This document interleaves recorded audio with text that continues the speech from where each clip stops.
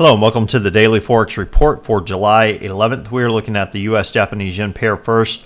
This pair had a pretty large range day. It did spike to the upside as expected after having 3 days in a row to the downside.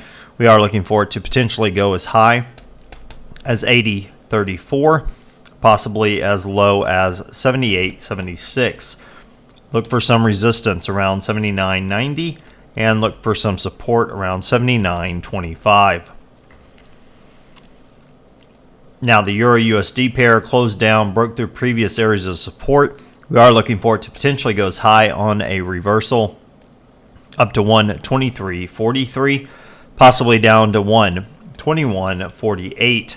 Look for some resistance around 123.15 and look for some support around 122.10. Now the pound US dollar pair, it surged to the upside but closed lower, moving sideways overall. Look for it to potentially go as high as 156.26, possibly as low as 154.00. Look for some resistance around 155.75 and look for some support around 154.57. Now the US Swiss, this pair moved to the upside, broke through previous areas of resistance. Look for it to potentially go as high as 0.9877, possibly as low as 0.7930.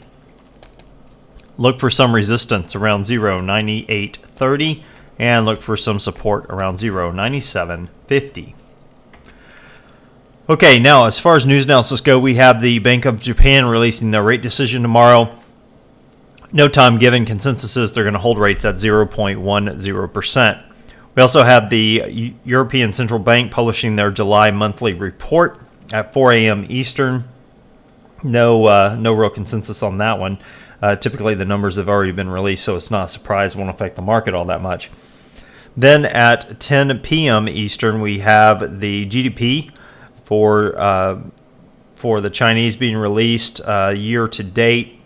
They're showing a drop from 8.1% down to 7.9%. As far as for the second quarter, they're showing a drop from 1.8% down to 1.6%. Okay, and that about wraps us up as far as news analysis for tomorrow. Now, what am I looking for during this next session? Well, like I said, the U.S.-Japanese yen pair did spike and move higher. And today I'm looking for basically the pound to catch up with the euro. If we take a look at where, for this month, where has the euro been? Euro USD compared to the pound, currently 438. Let's take a look at what the pound's done so far. 438 and 191. So a pretty large difference for a pair that is pretty correlated. Let's go back. You can see this week, up week, down, or up, beginning of the new session. Here we have an up bar, down, and down. And if we go over to the euro, we have the same pattern, up, down, and down.